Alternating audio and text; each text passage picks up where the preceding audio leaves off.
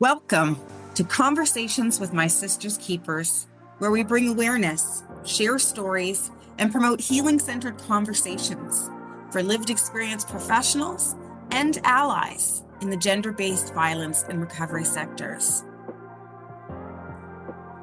I'm Shameen Brown, and together we'll explore strategies, resources, and insights to support wellness, recovery, and leadership. Join us as we challenge stigma, celebrate autonomy, and normalize the healing journey. Let's build a community of understanding and empowerment, one conversation at a time. Hello, everyone, and thank you for joining us for Conversations with My Sister's Keepers. I'm here today with our sister's keeper, Michelle Faye, a domestic violence and sexual assault advocate, as well as candidate for the House of Representatives in the Federal Parliament of Australia. Michelle is a passionate advocate and lived experience mentor for survivors of sexual abuse and domestic violence. With deep empathy and understanding, she provides holistic support to women on their recovery journeys, offering peer mentorship and guidance. Recognizing the complex challenges survivors face, Michelle addresses issues such as mental and physical health, legal struggles, and relationship difficulties. Her commitment is to walk alongside these women, empowering them with the tools and accountability needed to achieve positive, lasting outcomes and create a sustainable future. Through this work, Michelle has been inspired to drive systemic change from within, which has led to her candidacy for the House of Representatives. Determined to advocate for meaningful reforms, she is dedicated to amplifying the voices of survivors and ensuring that their needs are met at the highest levels of government. Welcome, Michelle. It's so nice to have you here. How exciting. Hi, thank you for having me. I'm really excited. Yeah. Conversations with My Sister's Keepers are crucial for survivors and survivor leaders everywhere. It's time to advance beyond trauma-informed and resilience-based narratives of surviving, thriving, and leading, and to embrace a healing-centered focus on wellness and recovery. Today, we aim to challenge the stigma and judgment that many survivors encounter during their healing process. By sharing insights into our own recovery and wellness journeys, I believe we can normalize the ongoing and cyclical nature of the recovery experience. What are your thoughts about that, Michelle? Absolutely agree. Through my own journey, I had a lot of difficulties in even speaking about it because nobody else was, and it was a little hidden secret. So I think it's really, really important that we share so that other people actually understand that they're not the only one. And I've learned that I'm not the only one. As well. Beautiful. As you know, I'm the Canadian chairperson of the G100 Anti-Human Trafficking Wing, and I'd like to run some of our goals by you and see what you think, if you have any feedback for us. We aim to promote lived experience leadership and autonomy, support the wellness of lived experience staff, develop survivor-led, informed, and facilitated prevention and intervention programs, and identify ally organizations that are invested in survivor leadership. What do you think about these goals for G100 Canada? I think it's absolutely amazing, and I don't think there is enough of it. And through my own experience in becoming a lived experience mentor and advocate, it's been a battle to actually be recognised and become credible within the sector. Because I didn't have a piece of paper, mine was lived experience. It was very difficult to get to where I got to, because there's a place for academics and there's a place for lived experience, but generally lived experience is not recognised in the same way as academics. So it was very difficult. So I think it's a great initiative. And we're so happy to have you here, and we're so happy to have your voice and your expertise. I would totally agree that lived experience is not given the same epistemic recognition as academic expertise and knowledge, which is unfortunate because there's some things that you simply cannot learn in a book, and that should hold more value than the things that are, there for a price for people to learn. the price that is paid for lived experience is much different, much more costly, and should be, I believe, valued in a much more meaningful way. Yeah. Speaking of your journey and some of the things that you've been through, would you care to just walk us through some of your lived experiences with abuse, trauma, addiction, or mental health? Again, whatever you're comfortable with and feel safe sharing with the world. Yeah. So I had a really, really intense relationship. And I'd say the word intense because it was the entire relationship. I was very young when I got into the relationship. I was in my early 20s, and I actually didn't understand that even in the early days that I was actually a victim of domestic violence until many, many years later when I was first physically hit. That's when I realized that I was in a domestic violence relationship. So pretty much my entire adult life, I knew relationships it was normalized to have violence within the relationship. And, it started very, I suppose, very mild in looking back now, where it was, being told who I could talk to, and not in a way where it was, you can't talk to that person. It was coercive control. So it was in a way where, like I'm sitting here waiting for you and you're on the phone, and it was like, get off the phone, or, you want to go out with your friends. And it was like, oh yeah, but I wanted to hang out with you, and those kind of things. And at that time, I didn't even understand that was coercive control. Or you'd put something on to wear and he'd turn it around and say, oh, you're wearing that, why are you wearing that? You go on to change. And, when you're very young and you're being conditioned to be controlled, it's hard to even identify that that's not normal. And, he was very clever at, the love bombing, which I learned 17 years later when it took me 17 years to actually learn that. And, when something had occurred or when he'd done something, I remember the first case, it's very, very clear to me when we had only been together for a very short period of time, and it's so vivid in my mind. We were driving my car along the road, and it's back when we had cassette tapes, and I had a Shania Twain cassette tape, and I had it playing, I was driving, he was in the passenger seat, and he turned it off, and I said, no, I want to listen to the tape. And he said, turn it off. And I said, because I don't like this crap. And I was like, but I like it. He pulled the tape out of the tape deck and threw it out the window of the car. And at that time, I was like, you can't do that. So I actually dropped him off at home, and I went back to my home, and we weren't living together at that point. And I was like, no, that's, the boundary was there. You can't do that. I wouldn't talk to him. I just went, no, this isn't for me.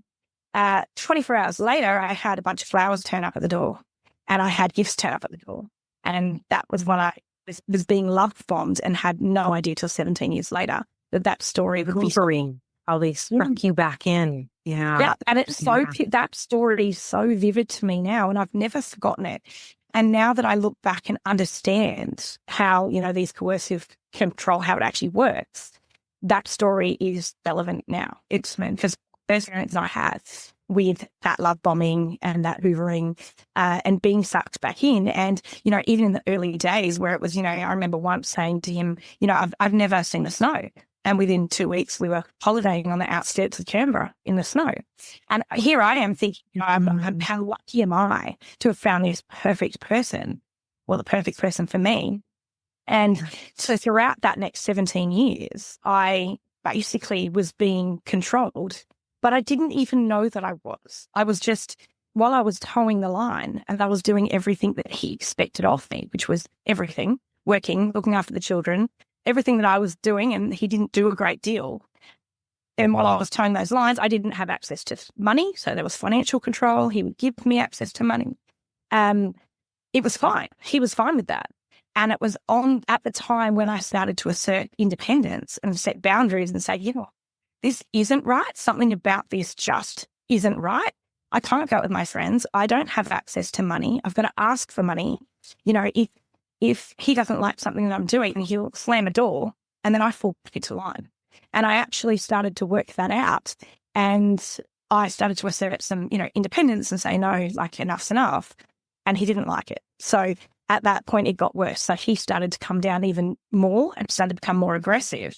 And escalation. Yeah. And I asked for a divorce and he hit me for the first time. And at that, he basically said, if you leave, I'm going to kill you. So it was almost like it went, if I had have continued to have, I suppose, and I say toe the line, if I had to continue to stay within his, expectations, I probably would never have been necessary, wouldn't have escalated to that point that it escalated to. And it was just that I think one day I went, this isn't right. I'm not allowed to do anything. I can't, and even to the point of, if I put makeup on, why are you wearing makeup? Where are you going? I'd go to the shop to do grocery shopping. And it was like, well, you've been gone for half an hour. When are you coming home? So it was, I think I just started, this isn't normal. Like, this isn't a normal life.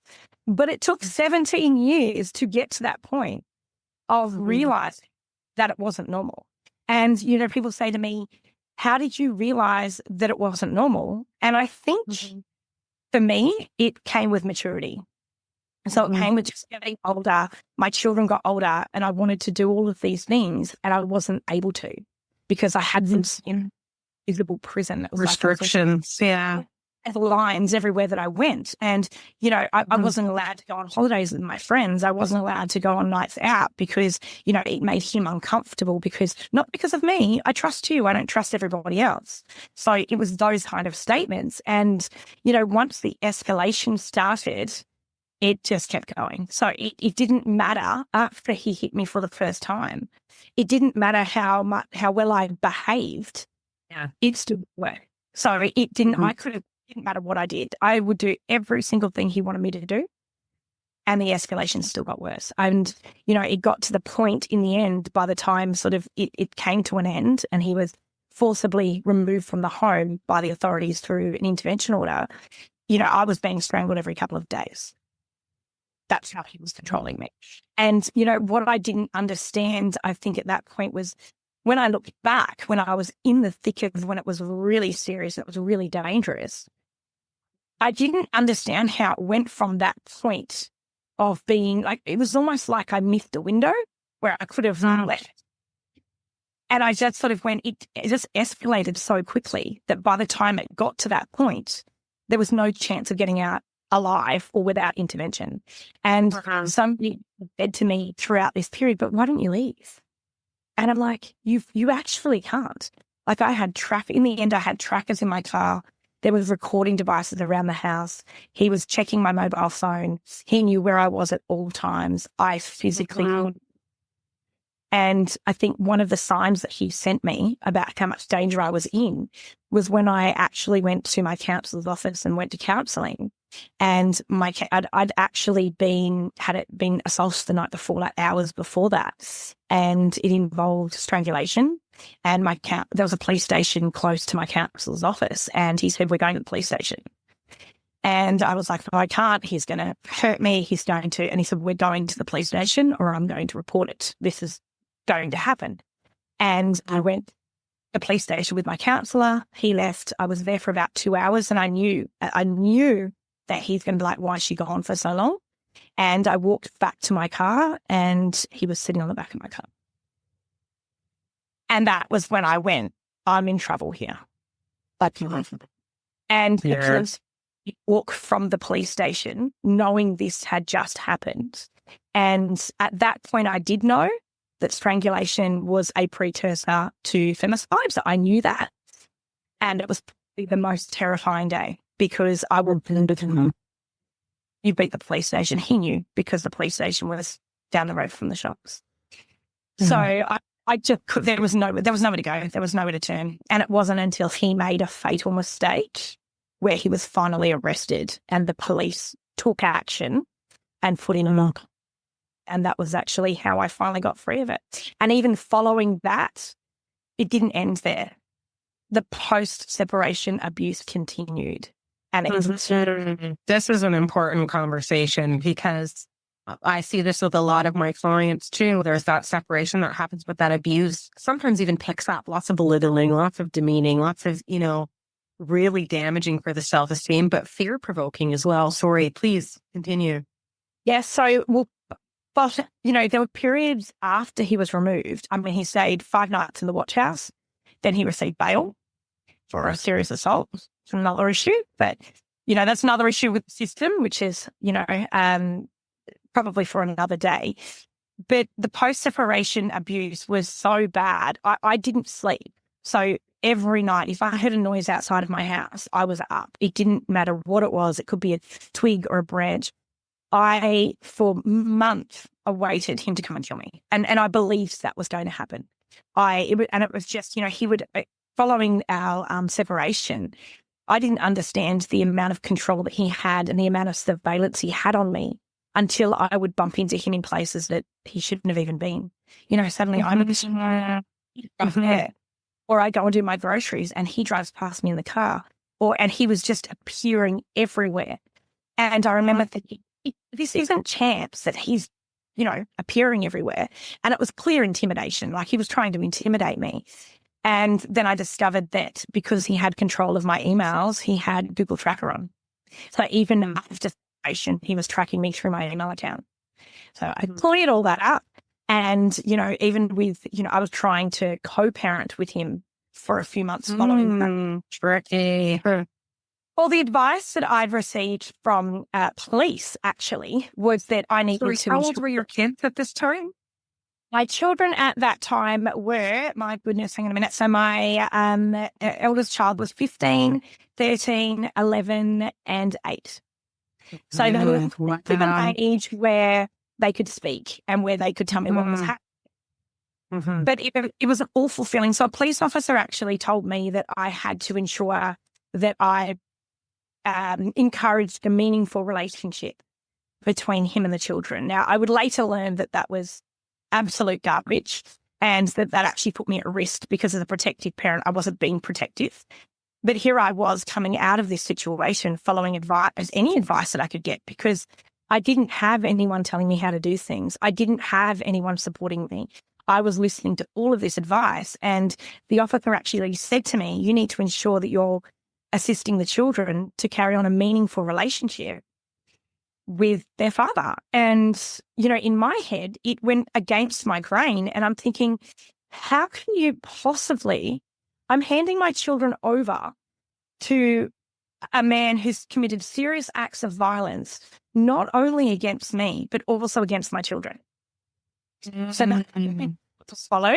And that went on probably, so I said to the children, if you don't want to go, you don't have to go. I said, if you tell me you don't want to go, I'm not going to force you to go. And, it was the four children that were dependents that were at home and they slowly dropped off. So, one of them went once, went, I'm never going back. And I'm like, okay. And she came home saying, all he does is talk about you and tell us how horrible you are and evil you are. And, that parental alienation had kicked in already really early in the day. And then it was, the second child had come home after the second visit and thought, I'm not going back. So we had 2 down. And then the third child went a couple of times and she turned around and went, I'm not going back. And then it was one of my children, the youngest, and he continued to go, of which I had to actually suspend 3 months later. I said, it's not happening anymore after telling me all of these things. And then I learnt about how important it was to be the protective parent, which I knew deep down was the right thing to do. But when you're being told that you can't restrict access, you kind of, and you don't want to look bad for the family court and you're trying to do all of the right things. And he actually, one day he came home and I said, that was in the chat, and I said, you're not going to be going back. And I explained to him why. And he turned around and burst into tears. And my heart just broke because he was 8 years old. And I said, talk to me about what you're feeling. And he said, thank you, mummy, thank you, mummy, thank you, mummy. And I said, what do you mean? And he said, I don't want to go back there. He goes, I was only going back there because I was afraid if I didn't go, he would hurt you. It was probably one of the most heartbreaking days because as a little boy, he was going there. He was being protective. So that stopped at that point. And, then obviously following that alienated him even more. And I just kept pushing forward, and every breach of intervention order, it didn't matter how small police considered it was, I reported every single thing. And we're now 4 years on, and after 4 years, he's expected to be sentenced in 2 weeks in the district court. So it's taken 4 years to get through the criminal court system. So it continued in the criminal court system. And when I've heard people talk about systems abuse, and I'm like, well, how can that even happen? There's all these balances and all these people involved. Yet he was able to adjourn repeatedly. He was able to change representation 3 times, start the proceedings. He's on his 3rd sentencing hearing. So he's managed to adjourn it twice already by not providing the right psych reports. And, his first lawyer in the sentencing period earlier in this year actually tried to claim it was a turbulent relationship to mitigate his sentence. So it's been very traumatic all the way through. Absolutely. So what does that look like for you in terms of continuing parenting and accessing support, especially while you're doing some of this advocacy work? Well, I didn't get a lot of support throughout my, what was the turning point for me was I knew something wasn't right. I'd done report breaches or during the domestic violence actually occurring, the police had home on multiple occasions. So it wasn't like on one occasion, police turned up and they took action. They had been to our home 5 or 6 times. Police had been called. And the perpetrator would continually, he'd pretend he didn't remember. He would pretend he was in a psychotic kind of state, didn't know what was happening. He was accused. And police would take him in an ambulance to the hospital and say there's something wrong with him. I believed there was something wrong with him. He was telling me there was something wrong with him. He would pretend to fall over. He would fake these physical, I suppose, conditions that had never eventuated into anything. He'd be assessed in hospital. They'd send him home. But what didn't happen in my case on every one of those occasions is the police never followed him.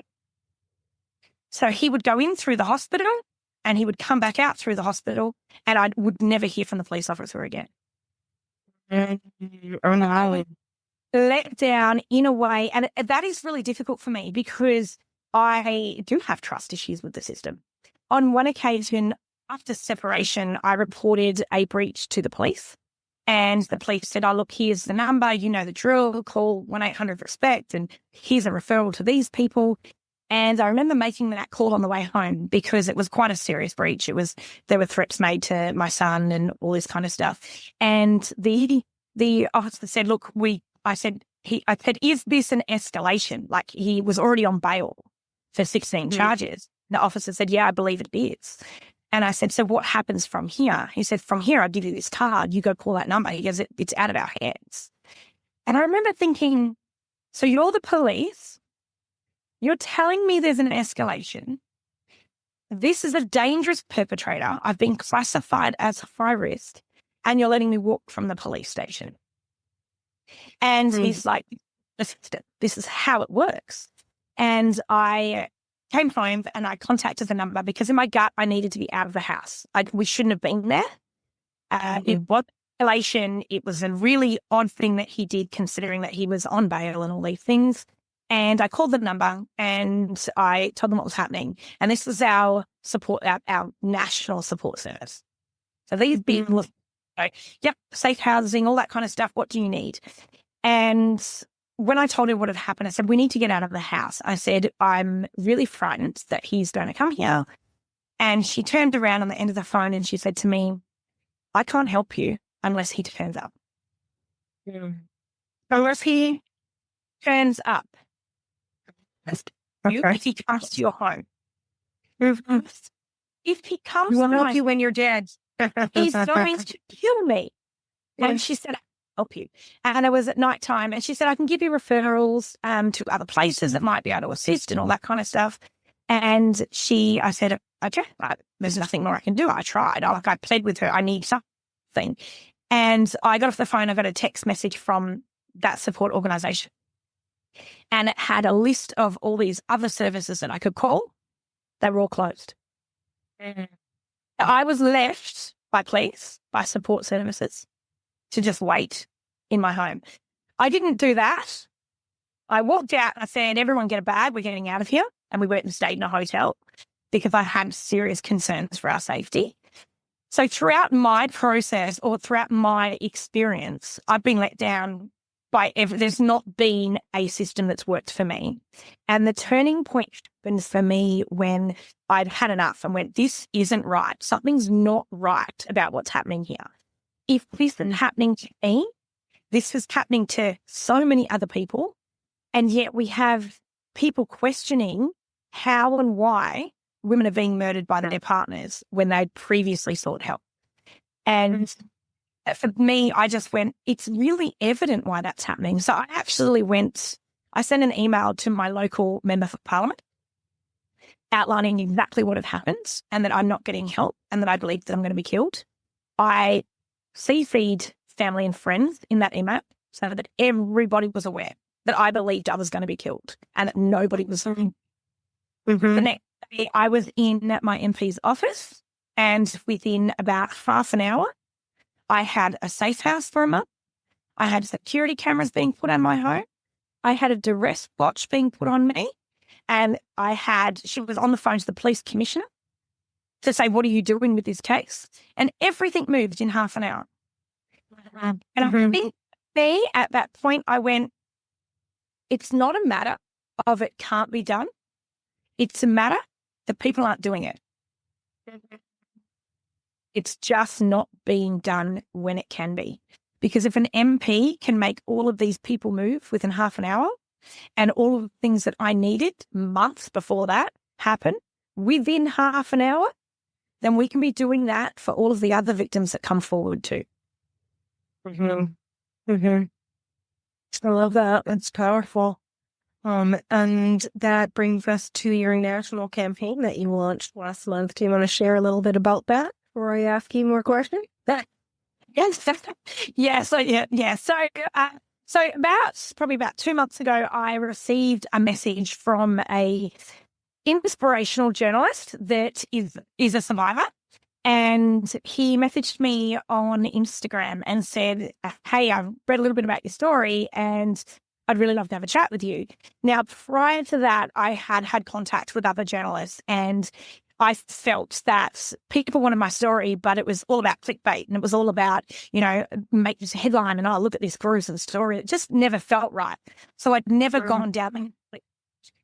When I spoke to Shannon and we actually had a conversation, it was a different vibe. It was a different energy. He had this whole view of bringing awareness and actually trying to change the system and trying to do good with my story, which sort of felt far more aligned to me than what I previously had in the past conversations.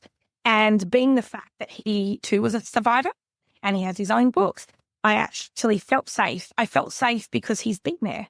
He'd been in a position where he actually does know how I feel. He does know, how important it is that it came out in the right way and how important it was that it's a sensitive topic. And I think that comes back to our lived experience. He had that lived experience. So we had a chat about that, and from that, the campaign called The System was born with news.com.au, and it was about raising awareness. And my story was told first, and from there, Shannon asked for other people to come forward and tell their stories, which is exactly what happened. So we now have all these stories in the media about. And where is that?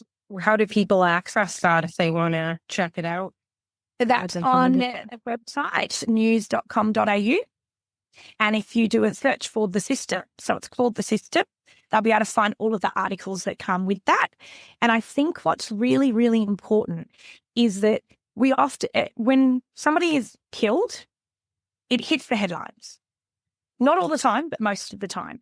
And it always hits the headlines as, gruesome discovery or remains found or, this almost like they're trying to project this horrible thing that's happened.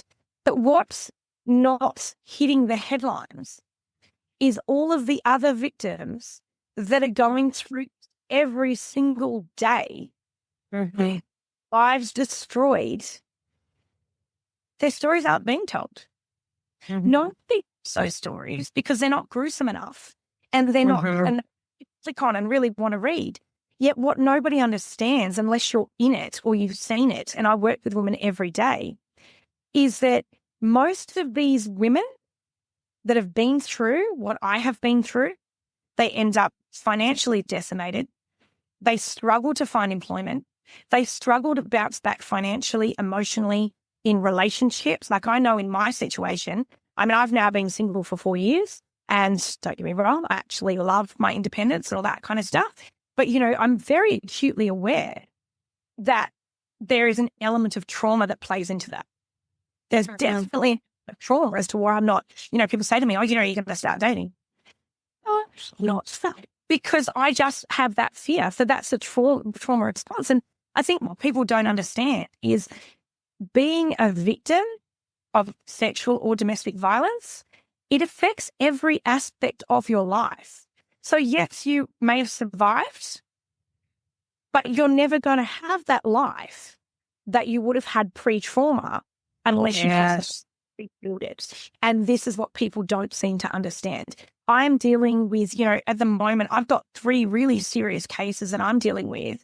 And these are women that their partners are lawyered up in the family court system, and they can't afford a lawyer because of the financial control in the relationship. So to get access to the money, they have to go through family court, self-represented. And as a victim and a survivor, to do something like that it's really tough. It's really hard. So the campaign is to actually show that, how many system errors there are. And all of the cases I deal with, there are errors in our system. There are mistakes made in every case. There has not been one where an error hasn't been made. And I don't think even the people that are actually in the system without that lived experience understands just how critical it is to get it right. Sharing the stories of those that will probably never, ever, ever get another platform to share it on.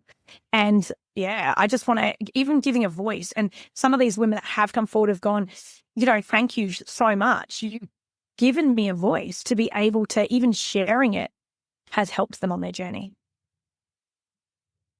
Yeah, you said a couple things that are just standing out for me. I was taking some notes while you were sharing. So I'm hearing that there is a lot of value in, being able to talk to someone else with lived experience who also had kind of, written a book and done some work with their story in a professional, official or formal advocacy type way. And so having someone who understood the experience, but also had some of that other experience, was really supportive for you in your journey. One of the things that you said about that kind of stood out for me was that he understood how important it was that your story comes out in the right way. Can you tell me a little bit more about what the right way is versus the wrong way for a story to come out? Yeah. So I think whenever you read stories in the media, oftentimes they're reported on. They're not reported in collaboration with the parties involved. And there's a really big difference. And, I can read a story and know full well that they're being reported on, not reported with. And I think what the media really need to understand is that any reporting needs to be collaborative to prevent re-traumatizing the victim. So if I had have got up one day and read a story on me that was reported on me, even without my name, but knowing that it was my story, that would have been nothing short of traumatic because it's my story to tell. So I really think it's important. He understood how important it was, that it was actually my words and my voice. And as I said, with the, sometimes people are getting reported on, it's traumatic for them. So I feel like once you're involved and it's a collaborative process, it's just much easier and it's a much nicer process. So I actually felt really good about sharing my story. And I'm glad that I never woke up to some awful article on me that I never gave permission for. And, they say, oh, we didn't give the name or whatever because, the laws prevent that. But it doesn't matter. If you know it's your story, you're being reported on, it's not a nice feeling. I think there's an element of privacy, and I think we need to find a balance between that privacy and how important it is for the public to be aware, if that makes sense. So he just understood me. So we actually discussed what was going to go out, which was really important. Yeah. So I'm hearing that there's a kind of a difference between sensationalizing the story Even thinking about what you said earlier about you had lots of opportunities to say your story, but you felt like it just wasn't getting out there in a good way. It wasn't being used right. It was more because they wanted all the horror stuff, right? Versus using the story as a source of empowerment where you get to kind of decide what parts of that story are valuable to the community that you're telling the story for. Exactly. And send the right message. Send the right message. And I wanted, 90% about the message and 10% about what actually happened. And I think that it's all about that grisly story. But then at the end of it, it finishes with the grisly story. That's the punchline. And I didn't be involved in anything where it was a grisly story that ended without something coming off the back of it. And, I'm doing so much work in the sector that I would have been quite devastated to have had a story written on me that didn't include what I'm doing about it. Because that I've taken my story and I've turned that into a change maker. Beautiful. Let's talk about trauma response. I've got to pick at you a little bit. You were talking about relationships. You said trauma response. That's something that you still carry. And of course, this is a conversation that, it really is universal, I think, to lived experience people, this idea of the ongoing recovery, right? Just because it's not still happening, we're not still there, we're not still whatever, there's still healing that happens, right? Psychologically, emotionally, sometimes even physically, depending on your relationship with your body, following the trauma, right? There's so much there. And so just curious about what that's looked like for you over the last 4 years and where that sits for you now. Like, I'm sure there's things that initially you were a lot more worried about and impacted by, whereas now you likely have, some coping responses for that, but there may be some other things that are challenging. Yeah. Yeah, look, I'm very acutely aware of my trauma responses, whereas in the early day, I didn't even understand what a trauma response was, despite having a therapist and a counselor. I didn't get it. Like, it didn't click in my head. So, to finding the connection and understanding why I do the things that I do. And, I think for me, probably the biggest one is on relationships, because it's still something that I am working on. And I have a real genuine fear of relationships. A genuine fear, because I actually feel that, how did I not identify it the first time around? Is there a possibility that I'm going to go into that faith again and get caught up again in emotions and end up back in the same place? So that's probably the most evident, I suppose, response that's still there. But in the early days, I wouldn't go out at night. I wouldn't drive my car at night. So driving my car at night was a very, very difficult thing for me to do. And it was a difficult thing for me to do because a lot of the, I suppose, the incidents that occurred that created the trauma were at night, and I was chased down in a car on many occasions. So for me to drive at night I was looking in the rearview mirror, my heart rate would go up, I would actually feel sick. So I'd avoid it. I just thought, I can't drive at night. Like, I just can't drive at night. And, it's fine. I didn't know that that's why. I just kind of thought that, I just don't like driving at night. We've got this light night. And, some people don't like driving at night. But for me, I figured out what was the cause of it. I could work through that. I could do positive reinforcement while I'm driving at night and go, I'm actually fine. This is okay. And when you don't have that understanding, there's not much you can do to even talk yourself down from that. So there was quite a few things like that. I wouldn't go to the shops at night. I wouldn't, I'd have all my food delivered, places where I had previously bumped into him post-separation. I wouldn't go to the shop. I'd change where I shopped. And that was a really difficult thing for me to get back to shopping at those places. And, there were times when I even would try and convince myself I was just shaking it up. I was avoiding that physical feeling and that anxiety of going to those places because I knew what happened when I went to those places. And, even in building relationships, it was very difficult for me to build relationships in the early days with, friends and family, because they'd all been destroyed through this process because he'd isolated me so much that I actually insecure. And, I'd go into rooms where there was a lot of people and I would my heart rate would go up and all these things would happen to me. And I couldn't understand why I have social anxiety. I'm not, I'm people social anxiety. And I just convinced myself that I just had social anxiety. What I didn't realize was that was connected to the fact that I didn't have an identity. So I'd been told what to think and been conditioned for so long. I actually didn't even know who I was. So when you walk into a room or you're trying to meet people or have conversations and people would have a conversation and it would be about, a topic, I'd sit there quite quiet, which is an odd thing to look at now that I'm actually running federal politics. I wouldn't even give my opinion because my opinion would always be wrong. So I'd learned and adapted that I needed to just shut up because it was wrong and I was going to be told it was wrong. So I had this fear of speaking up. So all of these things I had to actually identify were from the trauma to overcome them. And yeah, it was quite difficult. And to actually realize and come to the realization that I didn't have an identity because the identity I had was falsely created by somebody else. So your conditioning. Yeah. It was that big thing for me when I finally understood. And, it's so bizarre because I always thought I was scared of heights.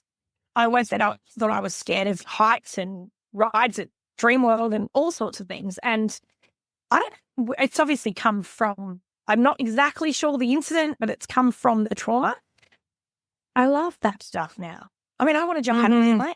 Whereas before I was so terrified of everything. I was scared of everything. And oh no, I can't do that because that's scary. And I can't do that because that's scary. And I don't want to go whitewater rafting because that's really scary. And now I'm like, give me more. I want to do it. I want to do this stuff. Like I recently, my daughter paid for my birthday. She bought me parasailing on the back of a boat and you're up a couple of 100 meters in the air. And I remember going, that's scary. That's really scary. And I was like, no, I'm going to do it. Like I'm going to do it. I'm going to get up there with you and I'm going to do it. And I got up there and I got up in the air and I went, this isn't even scary. Like there's absolutely nothing scary about this.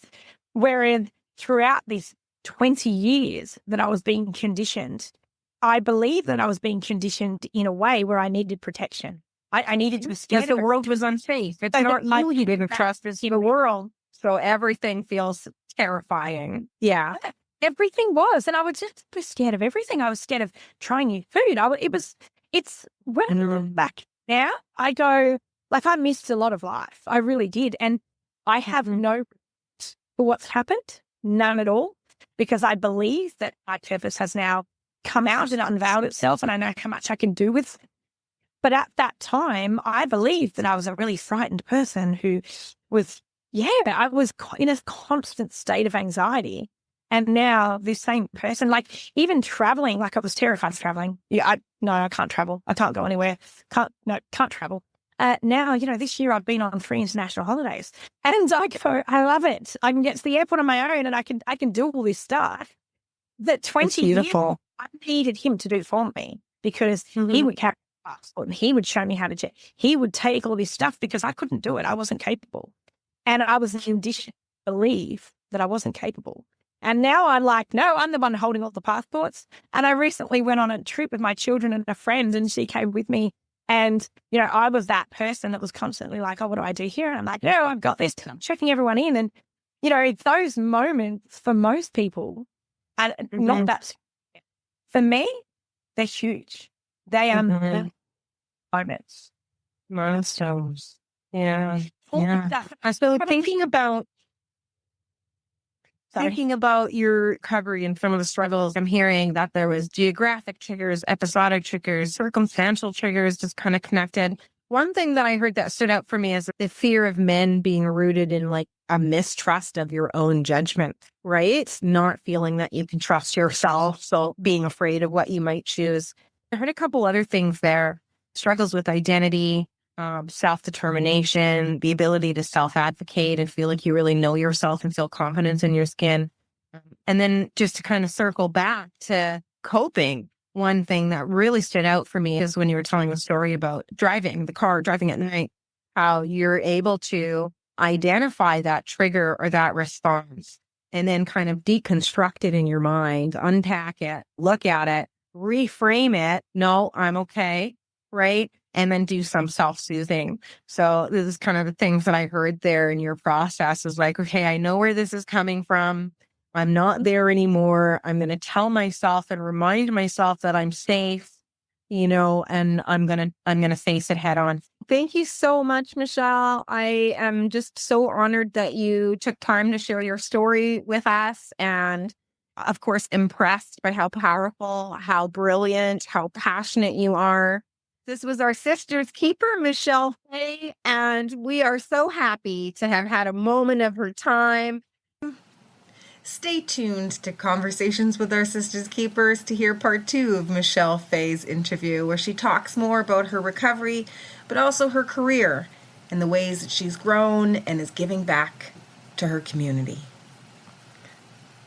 Check out her website at michellefaye.com.au and all the things she's doing with Her Story Revelation, the Business in a Box, and the national campaign that she's launched. Thank you so much. And thank you so much for having me. It's been amazing. Thanks so much, everyone. This is Real Women, Real Lives, Real Talk.